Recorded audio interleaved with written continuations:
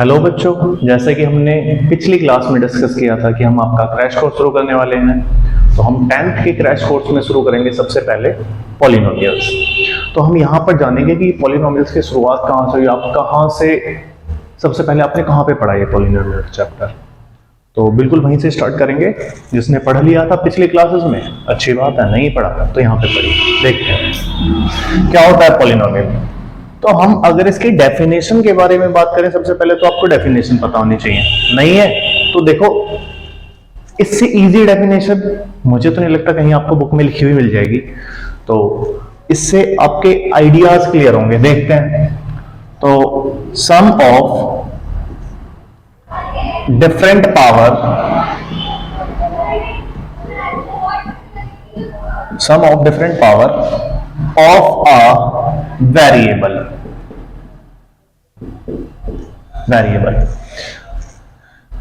तो यहां पर हम तीन शब्द को तोड़ेंगे, एक तो सम, एक डिफरेंट पावर और एक वेरिएबल।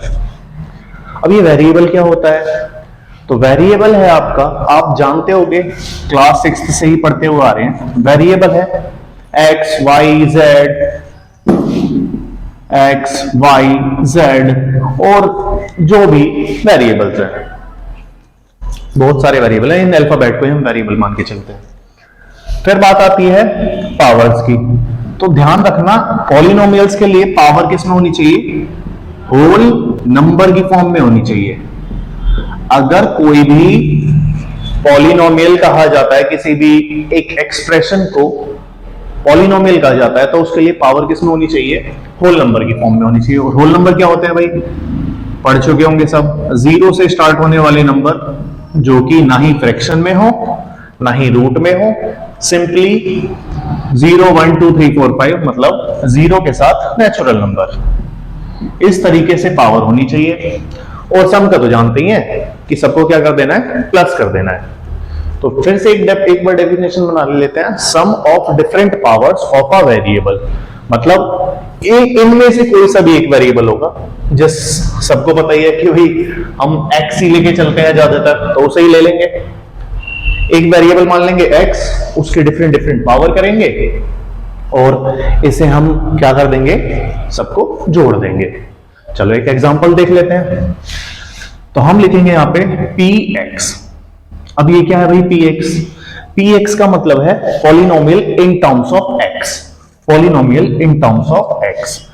अब इसकी डिफरेंट डिफरेंट पावर्स ले लेते हैं। x की पावर 5, x की पावर 4, x की पावर 3, x की पावर 2 और x की पावर 1 प्लस x की पावर 0 यानी कि 0।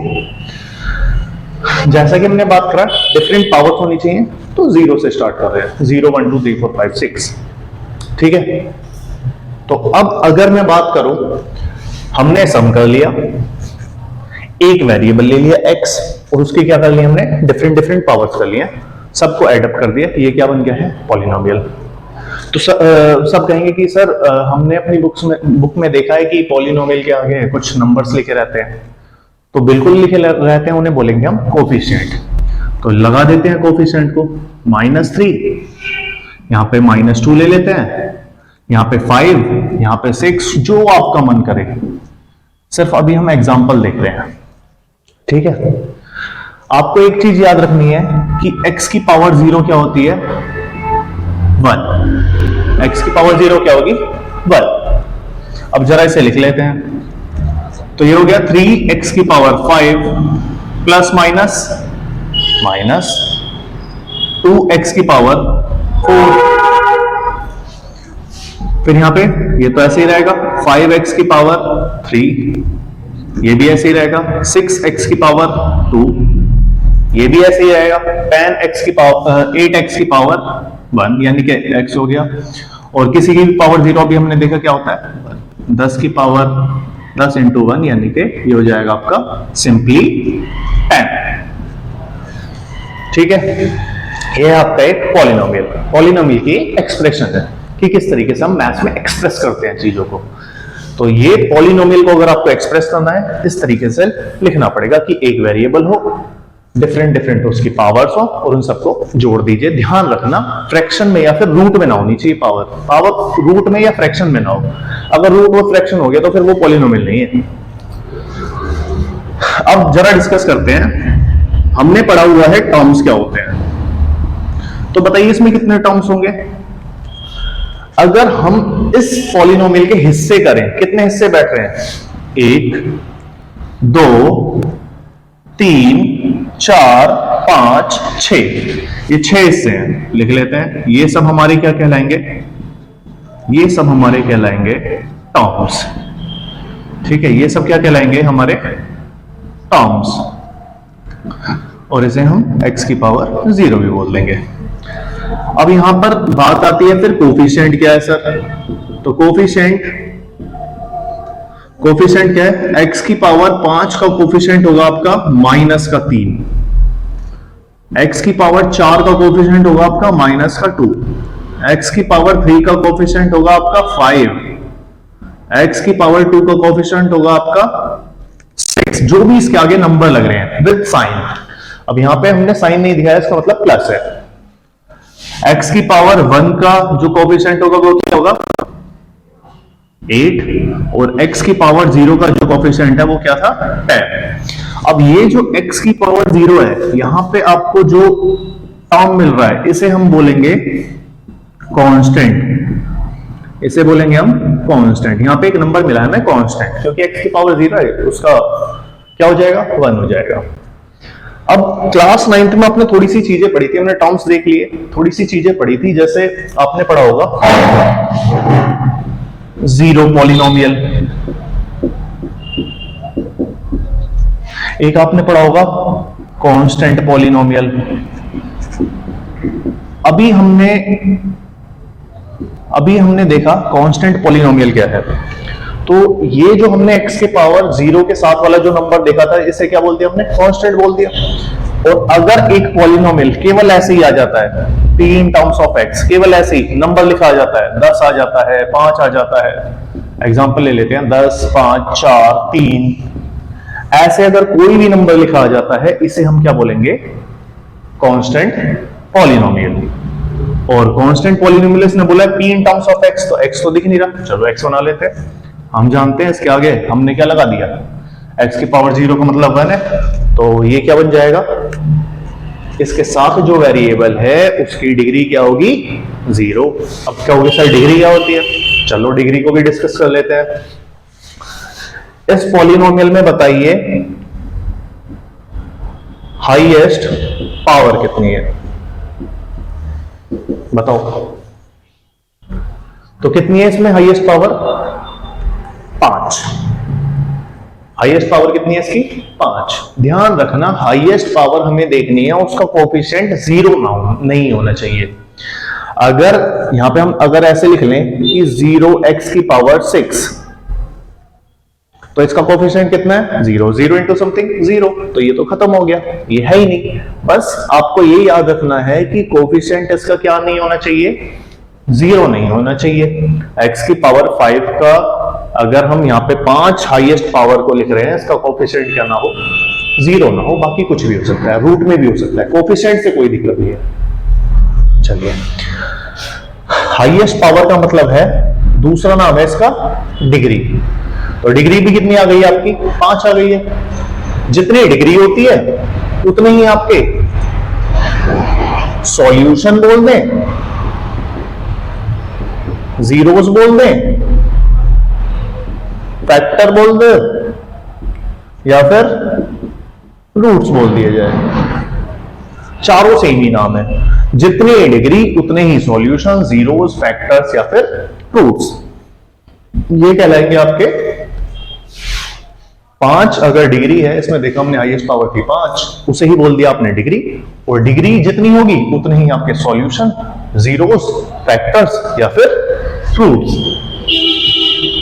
अब ये रूट्स क्या होते हैं सर, जीरोस क्या होते हैं, फैक्टर क्या होते हैं, ये हमें नाम बहुत परेशान करते हैं, बहुत रूट्स, जीरोस, ये सारी चीजें बोलते रहते हैं। तो अगर हम इसमें डिस्कस करें, बिल्कुल सिंपली चारों नाम एक ही है, चारों चीजें एक ही है।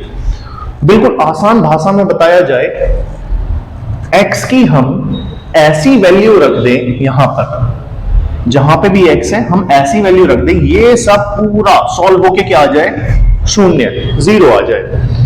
अगर हमने मान लो x यहां पे रखा -1, x की जगह अगर हमने रखा -1 और ये पूरा बन के क्या आ जाए, जीरो आ जाए, तब इस -1 को बोला जाएगा कि ये क्या है, आपका रूट है, फैक्टर है, सॉल्यूशन है, या फिर जीरोस है। क्लियर है? चलो बहुत बढ़िया बात है। अभी थोड़ा सा और डिस्कस करेंगे, थोड़ा इसे आगे खींचते हैं। कांस्टेंट पॉलिनोमियल देख लिया हमने, tan x की पावर 0। मतलब अगर कहा जाए कि कांस्टेंट पॉलिनोमियल की डिग्री कितनी होती है, तो आप बताइए इसकी डिग्री कितनी होगी। कांस्टेंट पॉलिनोमियल है, इसके साथ x की पावर 0 चल रही है, यानी कि वेरिएबल की पावर कितनी चल रही है, 0, तभी हम उसे कांस्टेंट बोल रहे हैं। तो इस वेरिएबल की जो पावर है यही बोली जाएगी इसकी डिग्री, तो इसकी डिग्री होगी आपकी 0। ठीक है, ये सारी चीजें आपको नोटबुक में नोट करनी है। फिर आता है आपका जीरो पॉलिनोमियल। जीरो पॉलिनोमियल का मतलब है, जीरो मान लो नंबर को, जीरो पॉलिनोमियल का क्या है, कांस्टेंट पॉलिनोमियल को क्या मान लीजिए, जीरो मान लीजिए। तो जीरो पॉलिनोमियल का मतलब है जीरो। अब यहां पे जीरो लिखेंगे हम, और x की पावर क्या लिख देंगे, जीरो। x की पावर कुछ भी ले लो, 5 ले लो, तब भी ये जीरो ही आएगा। जीरो x की पावर 4 ले लो, तब भी क्या आएगा, ये जीरो आएगा। x की पावर 3 ले लो, तब भी क्या आएगा, जीरो आएगा। जीरो x की पावर 0 ले लो, तब भी क्या आएगा, ये जीरो ही आएगा। इसीलिए हम इसे क्या बोल रहे हैं, जीरो पॉलिनोमियल। ऐसे ही यहाँ पे x की पावर 6 है, उसके आगे क्या चल रहा होगा, जीरो ही चल रहा होगा, तभी वो क्या बन गया, इधर वाला टर्म तो जीरो बन गया। तो जीरो पॉलिनोमियल की अगर हमसे पूछा जाए सर डिग्री क्या होगी, तो डिग्री ऑफ जीरो पॉलिनोमियल होगी, डिग्री ऑफ जीरो पॉलिनोमियल, भाई कुछ भी हो सकती है, हम नहीं कह सकते क्या हो सकती है। देखो x की पावर 5 भी है, 4 भी है, सब पे तो जीरो ही आ रहा है। कोफिशिएंट अगर जीरो है तो डिग्री क्या है, कुछ भी हो सकती है, हम नहीं कह सकते, इसीलिए लिख देंगे नॉट डिफाइंड। क्लियर है? नोट डाउन कर लीजिए एक बार इसे। चलो नोट डाउन कर लिया, आसान कर रहा है। सबसे पहले हम आते हैं लीनियर पॉलिनोमियल पे। लीनियर पॉलिनोमियल, ठीक है, तो लीनियर पॉलिनोमियल है p in terms of x। अगर मैं क्या करूं, x की हाईएस्ट पावर को 1 ले लो, और यहां पे जो जीरो है यहां पे 5 ले लेते हैं। तो अभी हमने देखा x के डिफरेंट पावर्स, उनका क्या होना चाहिए, सम, और वो सब क्या आना चाहिए, एक होल नंबर की फॉर्म में। तो 0 आया, यहाँ पे 1 आया। अगर x की हाईएस्ट पावर है, लीनियर पॉलिनोमियल कब कहा जाएगा, अगर इसकी डिग्री कितनी हो जाए, अगर इसकी डिग्री कितनी हो जाए भाई, बताइए बताइए, इसकी डिग्री कितनी हो जाए, 1 हो जाए। अगर डिग्री मतलब हाईएस्ट पावर, तो 0 हाईएस्ट पावर है या 1 हाईएस्ट पावर है, सीधी सी बात है 1। इसीलिए क्या कहा जाएगा, लीनियर पॉलिनोमियल की डिग्री कितनी होगी, 1 होगी। तो ये है लीनियर पॉलिनोमियल। इसे थोड़ा सा सिंपल लिख लेते हैं, तो ये आ जाएगा आपका ऐसे, जो कि आप पिछली क्लास में डिस्कस कर चुके हैं। अब आते हैं क्वाड्रेटिक पॉलिनोमियल पे। ये बहुत अच्छे से पढ़ना है आपको, ये वाली चीज आपको बहुत अच्छे से पढ़नी है। तो यहां पे क्या लिख रहे हैं हम, क्वाड्रेटिक पॉलिनोमियल। तो polynomial in terms of x, 5x की पावर 2, कुछ भी लिख लो, कोफिशिएंट से कोई फर्क नहीं पड़ेगा, 10x प्लस, यहां पे कुछ भी ले लीजिए, हम ले लेते हैं यहाँ पे 5 ले लेते हैं, ठीक है। तो ये आपका बना है, यहां पे देखो x की पावर 0 लिख लो, कोई दिक्कत। अब देखिए x की पावर 0 है, x की पावर 1 है, और x की पावर क्या है, 2। इसमें से हाईएस्ट पावर बताओ कितनी है, सीधी सी बात है 2। तो क्वाड्रेटिक पॉलिनोमियल कब कहा जाएगा, जब हाईएस्ट पावर, या फिर दूसरा नाम होता है इस पावर का डिग्री। एमसीक्यूज में ऐसे ही आएगा, सीधा सीधा लिखा हुआ, डिग्री बताइए इसकी। तो हाईएस्ट पावर या फिर डिग्री कितनी होनी चाहिए, 2 होनी चाहिए। तो 2 है, तो ये क्या हो जाएगा आपका क्वाड्रेटिक पॉलिनोमियल। थोड़ा सा सिंपल लिख लेते हैं इसे ऐसे, सही है। अब आपसे पूछेगा जनरल फॉर्म क्या है क्वाड्रेटिक पॉलिनोमियल की, जनरल फॉर्म। तो जनरल फॉर्म होगी आपकी ax² plus bx plus c, और यहां पे a, b, c क्या होंगे, आर कांस्टेंट। ये क्या होंगे आपके कांस्टेंट होंगे a b c। x² के साथ वाला जो टर्म होगा उसे हम a बोलेंगे, x के साथ वाला जो टर्म होगा उसे हम b बोलेंगे, और जो कांस्टेंट नंबर है मतलब जिसके पास पावर 0 है, वेरिएबल की पावर 0 है यानी कि कांस्टेंट है, उसे हम c बोलेंगे। है तीनों ही कांस्टेंट। ध्यान रखना फॉर क्वाड्रेटिक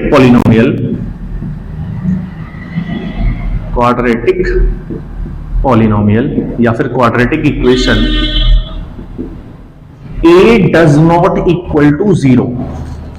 तो पहला क्वेश्चन आपका चैप्टर 4 में, यहीं पे थोड़ा सा कॉन्सेप्ट क्लियर कर लेंगे हम। पहला क्वेश्चन उसका वही है कि वही बताइए इनमें से कौन सा क्वाड्रेटिक, एक्सरसाइज 4.1, इनमें से कौन सा क्वाड्रेटिक पॉलिनोमियल है, कौन सा नहीं है, जिसका कोफिशिएंट x² का कोफिशिएंट यानी कि a की वैल्यू अगर 0 के इक्वल नहीं है और हाईएस्ट पावर यही है 2 है, तब उसे हम बोलेंगे क्वाड्रेटिक पॉलिनोमियल। अदरवाइज अगर x की पावर 3 आ गई तब नहीं बोलेंगे हम, तब और x की पावर 3 आ गई उसका कोफिशिएंट कुछ भी है 0 के अलावा, तब उसे हम क्यूबिक बोलेंगे। अभी डिस्कस करेंगे उसे भी हम। तो ये क्वाड्रेटिक पॉलिनोमियल होने के लिए क्या होना पड़ेगा, a को 0 के बराबर नहीं होना है। अगर 0 के बराबर हो जाता है ये टर्म खत्म आपका, भैया ये पहुंच गया आपका लीनियर पॉलिनोमियल में, क्योंकि x की पावर कितनी हो गई हाईएस्ट 1। तो ये हो गया आपका क्वाड्रेटिक पॉलिनोमियल। अब इसमें आपको क्वाड्रेटिक पॉलिनोमियल में दो चीजें जाननी है। एक तो आपको जानना है स्प्लिटिंग मिडिल टर्म या फिर middle term split, middle term split अभी डिस्कस करेंगे क्या है, और दूसरा आप जानेंगे क्वाड्रेटिक फॉर्मूला। ठीक है, तो मिडिल टर्म स्प्लिट और इन सब पे आए, इस सबको हमें पढ़ना है चैप्टर 4 में, तो हम थोड़ा सा ऐसे वहीं पे ही खींच के चलेंगे इन दोनों को, ऐसे ही पे जान लेंगे इस चैप्टर में। अभी थोड़ी सी और चीजें बतानी है, जैसे आपने एक रिलेशन पढ़ा होगा sum of the root, product of the root, इनसे ही क्वेश्चन बनना है इस चैप्टर से, इनसे ही क्वेश्चन बनना है। तो हम क्या लिखें अब यहां पे, जैसे अगर मैं, चलो जान लेते हैं इसकी middle term split, middle term split. अब देखो इसे कंपेयर करो इस इक्वेशन को, a कितना है 5, b कितना है प्लस का 10,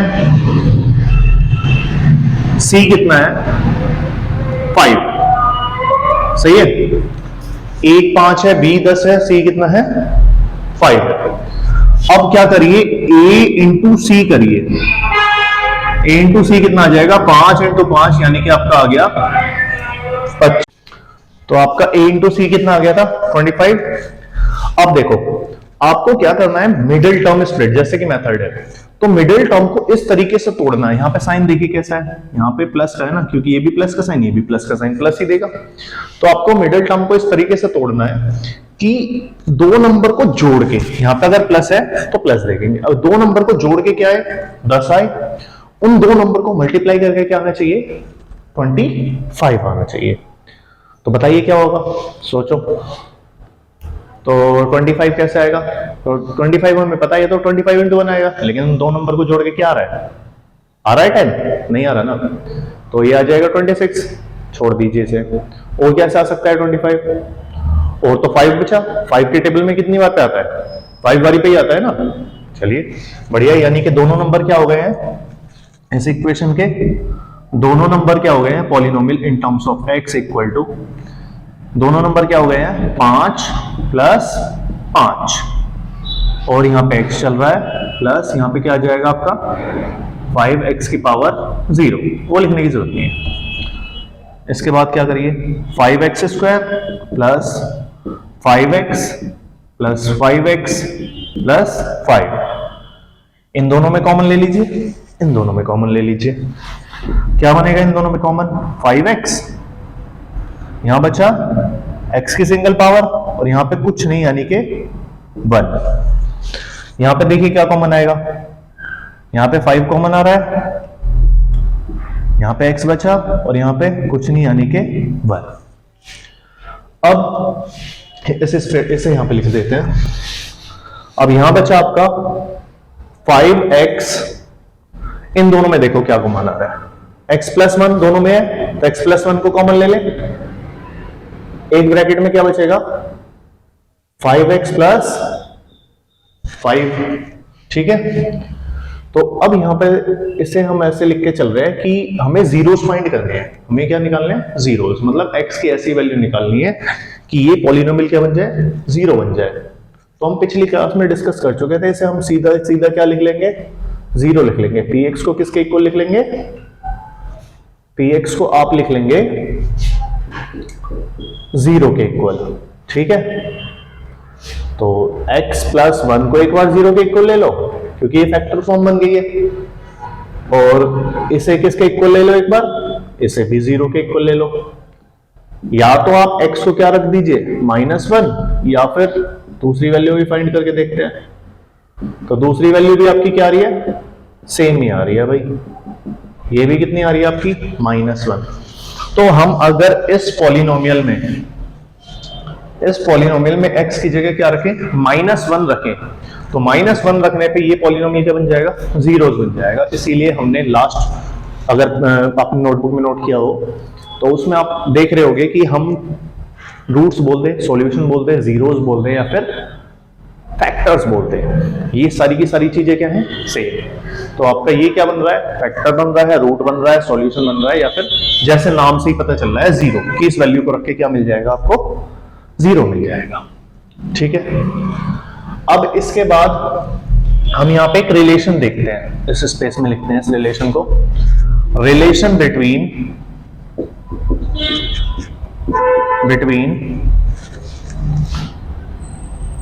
रूट्स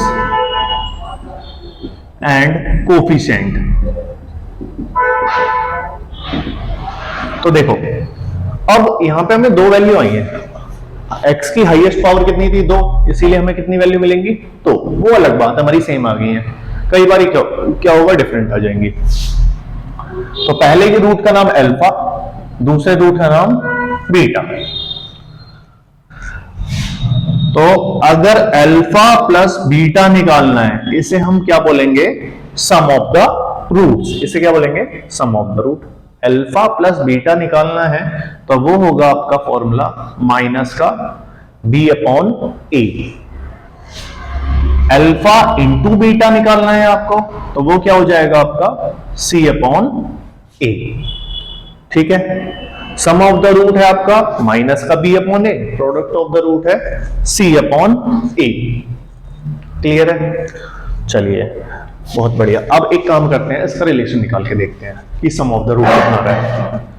अल्फा प्लस बीटा, हमने ये इक्वेशन देखी थी, a की वैल्यू कितनी आई थी इसमें हमारी, a की वैल्यू थी 5 और b की वैल्यू 10, तो माइनस का 10 अपॉन 5 कितना आ गया ये कट के, माइनस का 2। तो सम ऑफ द रूट कितना आ रहा है आपका, माइनस का 2। प्रोडक्ट ऑफ द रूट भी देख लेते हैं क्या आ रहा है, alpha into beta equal to c कितना है 5 और ए कितना है आपका, बताइए बताइए बताइए, वो भी कितना है 5, ये भी कट के क्या आ जाएगा आपका 1। तो अल्फा इंटू बीटा कितना आ गया आपका 1, अल्फा प्लस बीटा कितना आ गया माइनस का 2। वेरीफाई करने के लिए क्या करिए, अगर वेरीफाई करना है तो बस अल्फा बीटा आप निकाल चुके हैं, अगर आपको दोनों रूट्स पता है तो दोनों को यहां पे रख दीजिए। अल्फा भी -1 था, बीटा भी -1, तो -1 प्लस -1, राइट हैंड साइड क्या आ रही है माइनस का 2, तो ये भी आ जाएगा आपका -1 प्लस माइनस माइनस, तो दोनों ही क्या आ गए हैं साइड बराबर आ गए, हेंस LHS बराबर है RHS के। सम ऑफ द रूट को तो वेरीफाई कर दिया, प्रोडक्ट को भी कर लीजिए, -1 इंटू -1, ये भी कितना आ जाएगा माइनस माइनस प्लस, तो 1 बराबर आ गया 1 के, इसमें भी हो जाएगा आपका LHS बराबर है RHS के, ठीक है भाई, तो इस पेज को नोट कर लीजिए। इसमें हमने डिस्कस किए हैं पॉलिनोमियल, वो भी कौन सा, क्वाड्रेटिक पॉलिनोमियल। लीनियर पॉलिनोमियल तो सिंपल है, उसकी पावर क्या होगी 1, और इसे आप जानते ही हो इसकी वैल्यू कैसे निकाल सकते हो कि अगर इसका हमें जीरो निकालना हो, रूट निकालना हो, कितना आएगा, जितनी डिग्री है यानी कि 1। और फिर आप क्या कर सकते हैं कि px को 0 के बराबर रखो, 3x + 5 = 0, 3x = -5, और x की वैल्यू क्या आ जाएगी आपकी, -5/3। तो नोट कर लीजिए, लीनियर पॉलिनोमियल और क्वाड्रेटिक पॉलिनोमियल ये हम डिस्कस कर चुके हैं। अब आपका आता है, क्योंकि थोड़ा सा देर का है और जो कि जानना जरूरी है, क्योंकि अगर क्वेश्चन आ गए तो वहां पे खाली थोड़ी ना बैठोगे, तो हम क्यूबिक पॉलिनोमियल को भी जानेंगे अभी। नोट कर लीजिए जल्दी से। तो स्पेस भर गया था इसलिए हमने एक चीज छोड़ दी थी, अगर हमें रूट्स गिवन हो और पॉलिनोमियल बनाने हैं, क्वाड्रेटिक इक्वेशन बनानी है, तो कैसे बनाएं। अगर मान लो आपको रूट दे रखा है, एक हमें वैल्यू दे दी जाती है कि एक आपका रूट हो गया भाई 5 हो गया और दूसरा हो गया -3, तो आप इसे क्या मान लेंगे, अल्फा, और इसे क्या मान लेंगे, बीटा। आप पहले सम निकालेंगे इन दोनों का, -b/1 इक्वल रखेंगे, प्रोडक्ट निकालेंगे, c/1 इक्वल रखेंगे। तो ज्यादातर बच्चे वही करेंगे, लेकिन हमें क्या करना है, एक फॉर्मूला है, उस फॉर्मूले में सीधी सीधी वैल्यू डालिए, अपने आप आपको क्वाड्रेटिक पॉलिनोमियल बनता हुआ दिख जाएगा। तो उसका फॉर्मूला है x² minus sum of the root into x plus product of the root equal to 0। ये आपकी बनती चली जाएगी क्वाड्रेटिक इक्वेशन। तो रखते हैं इस वैल्यू को, जरा चेक कर लेते हैं। x² माइनस अल्फा कितना है 5, बीटा कितना है -3, विद साइन रखना है। अल्फा कितना है 5, बीटा कितना है -3, इक्वल टू में चल रहा है 0। तो x² माइनस 5 प्लस माइनस, और ये हो जाएगा आपका प्लस माइनस का 15 इक्वल टू 0। x² माइनस का 2x माइनस का 15 इक्वल टू 0।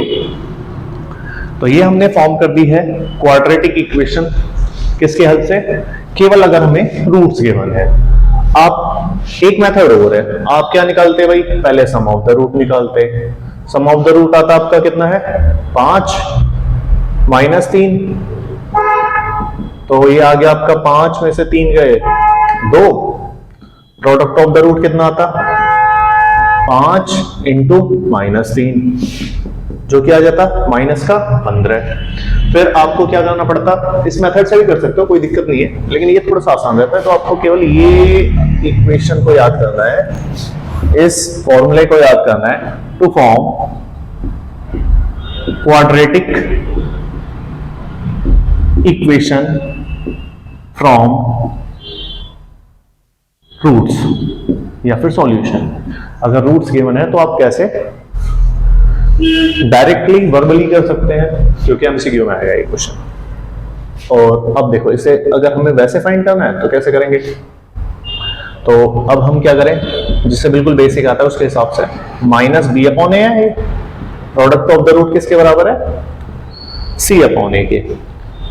तो ये आपकी वैल्यू 2 आई है, b कितना है नहीं पता, नीचे डिनोमिनेटर में क्या चल रहा है 1। प्रोडक्ट ऑफ द रूट देखो कितना है, ये आपको दे रखा था कितना, माइनस का कहां निकाला था हमने, हाँ माइनस का 15 c/a।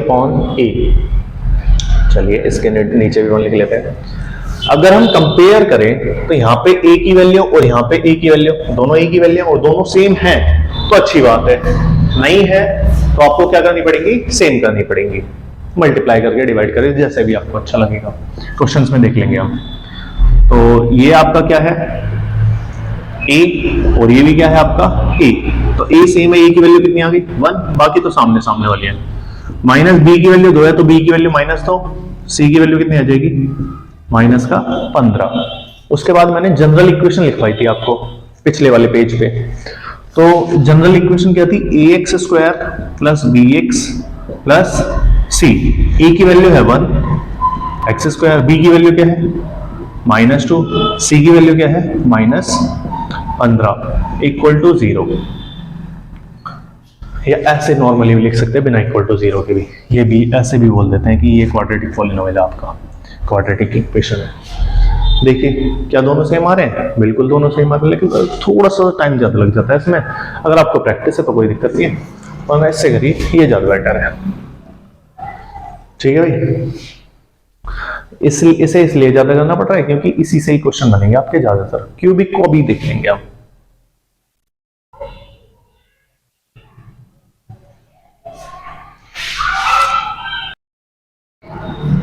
तो हम क्यूबिक पॉलिनोमियल देखने वाले थे। चलिए भाई हम थोड़ा सा पहले लिख लिया ताकि आपका टाइम बचे। क्यूबिक पॉलिनोमियल क्या है, जिसकी पावर कितनी होगी, हाईएस्ट पावर 3 होगी। हाईएस्ट पावर 3 होगी तो इसकी पावर 3 ली, इसकी पावर 2 ली, इसकी पावर 1, इसकी पावर 0, जैसे कि हमने पहले देखा था कोई भी पॉलिनोमियल बना लिया। बस हाईएस्ट पावर कितनी होनी चाहिए, 3 होनी चाहिए। तो डिग्री क्या कहलाएगी, इसकी 3 कहलाएगी। रूट सॉल्यूशन फैक्टर जीरोस कितने हैं, 3 ही। एक का नाम x की जो 3 वैल्यू आएंगी जो रखने पे 0 बनेगा, ये पॉलिनोमियल, उन्हें हम बोल दे रहे हैं जीरोस, फैक्टर, सॉल्यूशन या फिर रूट्स। ठीक है, अब ये 3 बने हैं, एक का नाम अल्फा, एक का नाम बीटा और एक का नाम गामा। अब इनकी 3 इक्वेशन बनेंगे। जैसे वहां पे 2 रूट में बने थे तो 2 इक्वेशन बनी, sum of the root, product of the root.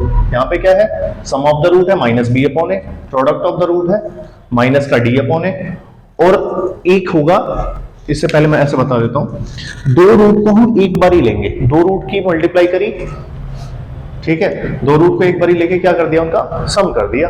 इसे बोलेंगे हम, ये किसके बराबर होगा, c अपॉन a के। तो क्वेश्चन केवल एक ही दिया गया है, वो भी लिखा हुआ है आपके में, एग्जाम पॉइंट ऑफ व्यू से नहीं है। सबसे पहले स्टार्टिंग की किससे, हमने सबसे पहले स्टार्टिंग करी पॉलिनोमियल क्या होता है, sum of different powers of a variable. फिर उसके बाद हम किस पे आए, हमने एक इक्वेशन बना के देखी जिसकी x की पावर कितनी थी, 5 थी। x की पावर हाईएस्ट तो भी हो सकती है, कुछ भी हो सकती है, जो हाईएस्ट पावर होगी वही क्या कहलाएगी आपकी डिग्री। एक एमसीक्यू इससे बन सकता है, ठीक है, प्लस डिग्री से, प्लस फिर हमने देखा कि जो कोफिशिएंट है वो कुछ भी हो जाए, रूट में हो जाए, किसी में भी हो जाए, कोई फर्क नहीं पड़ता, बस x की जो हाईएस्ट पावर है वो होल नंबर की फॉर्म में होनी चाहिए। अगर होल नंबर नहीं है तो आप क्या कर रहे हैं भाई, पहचान ही नहीं पा रहे हैं पॉलिनोमियल को, होल नंबर की फॉर्म में पावर्स होनी चाहिए। फिर हमने देखा था जो अगर कांस्टेंट आ जाता है, कोई भी वैल्यू कांस्टेंट आ जाती है 5 है और बोल दे ये पॉलिनोमियल है, तो बिल्कुल है पॉलिनोमियल, लेकिन उसकी डिग्री कितनी होगी पॉलिनोमियल की, 0।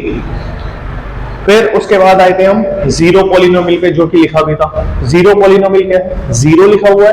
अब मान लो मैंने एक पॉलिनोमियल ले लिया px इक्वल टू 0। अब इसके साथ जो भी भाई वेरिएबल कोई भी ले लो, तुम x ले लो, ठीक है, पॉलिनोमियल टर्म्स ऑफ x लिया, इसके बाद 5 लगा लो, 4 लगा लो, 3 लगा लो, क्या ही फर्क पड़ता है तो ये 0 ही, लेकिन इसकी डिग्री कितनी कहलाएगी भाई, डिग्री को हम डिफाइन नहीं कर सकते, ठीक है, डिग्री को हम डिफाइन नहीं कर सकते, इसे लिख देंगे हम नॉट डिफाइंड, ठीक है। फिर इसके बाद आए थे हम क्वाड्रेटिक पॉलिनोमियल पे। क्वाड्रेटिक पॉलिनोमियल में हमने सम ऑफ द रूट देखा, प्रोडक्ट ऑफ द रूट देखा, क्योंकि हाईएस्ट पावर कितनी थी, 2 थी, तो सॉल्यूशन फैक्टर्स जीरोस या फिर रूट्स क्या आ जाएंगे आपके, 2 ही आ जाएंगे, तो 2 आ जाएंगे, एक सम ऑफ द रूट हो गया और एक क्या हो गया है आपका प्रोडक्ट ऑफ द रूट हो गया है। फिर इसके बाद आए हम क्यूबिक पॉलिनोमियल पे। क्यूबिक पॉलिनोमियल में हाईएस्ट पावर कितनी होगी, 3 होगी, डिग्री क्या लाएगी वो, इसके 3 आपके x की 3 वैल्यू मिलेंगी, एक को अल्फा, एक को बीटा और एक को क्या बोल देंगे गामा। एक हो गया आपका सम ऑफ द रूट, ये प्रोडक्ट ऑफ द रूट, और यहाँ पे हमने 2 रूट की एक साथ मल्टीप्लाई करी है, पहले अल्फा बीटा, फिर बीटा गामा, फिर गामा अल्फा, फिर उनका क्या कर दिया हमने, सम कर दिया है।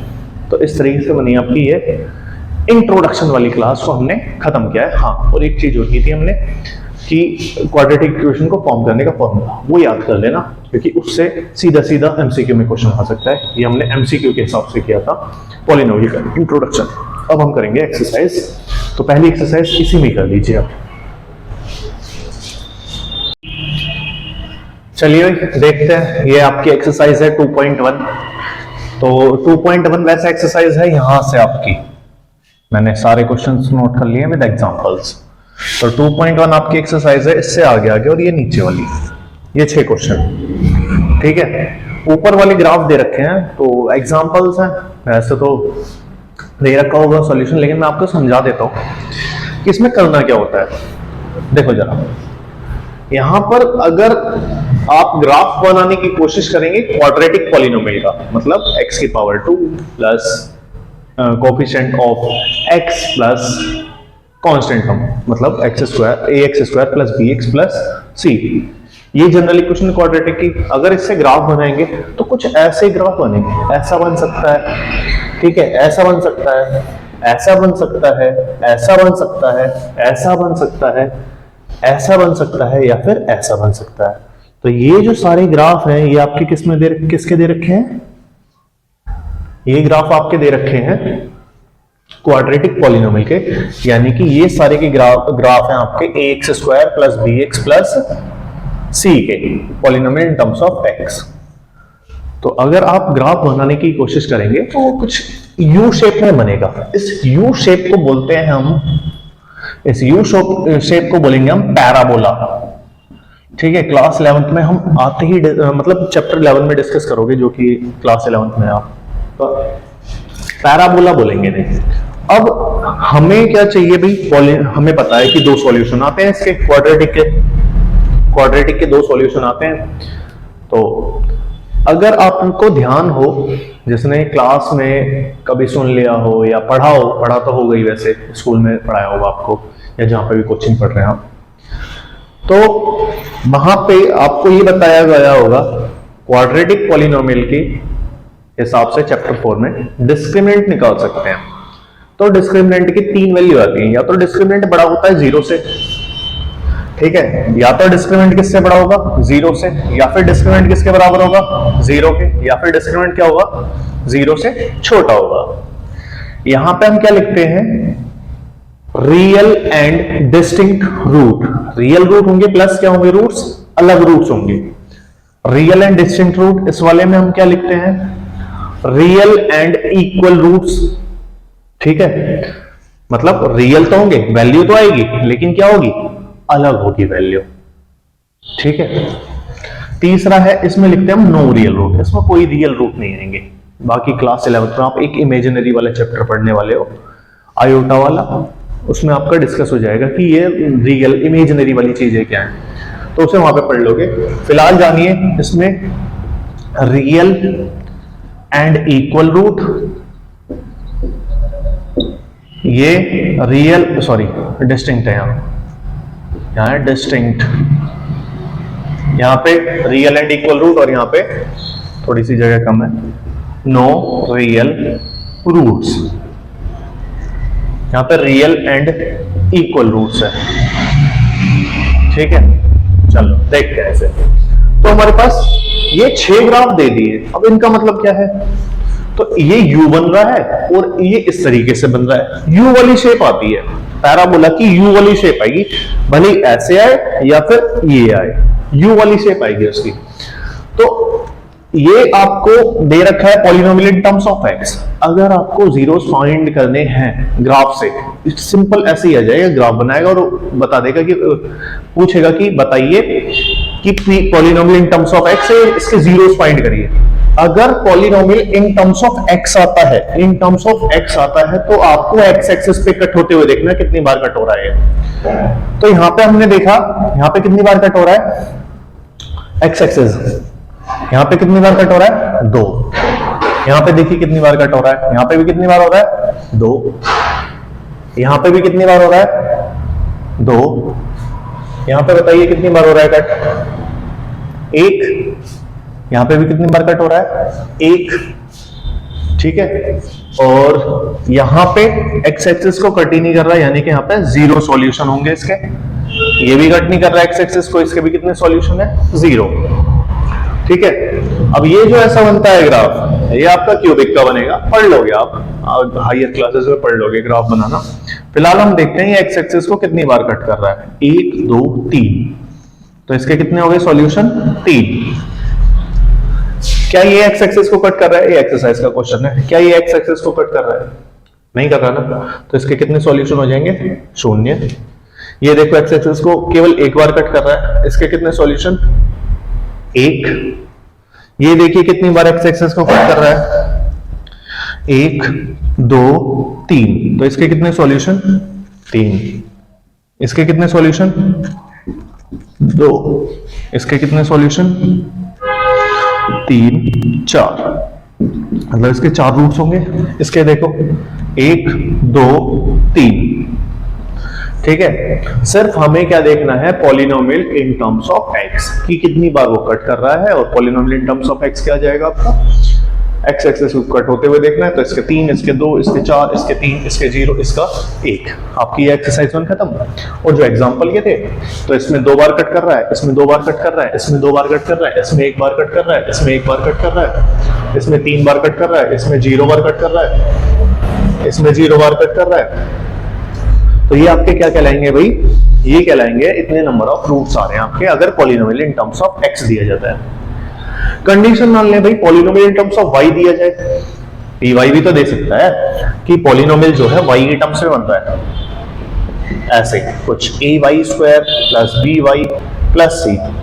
अगर वाई होगा, polynomial in terms of y होगा, तो आपको वाई एक्सिस को कटते हुए देखना है।